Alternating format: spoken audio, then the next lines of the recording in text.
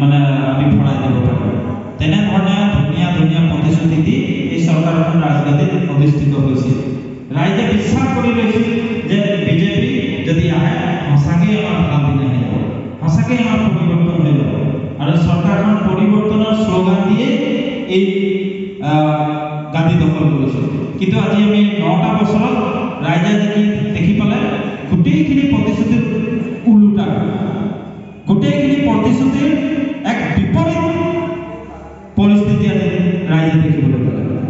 গেছৰ দাম কমাই দিম বুলি কৈছিলে, 3 গুণ বঢ়াই দিলে। 400 টকা 300 টকাৰ পৰা আজি 1100 1200 পোৱাই দিলে। 60 টকা পেট্ৰলৰ দাম আছে,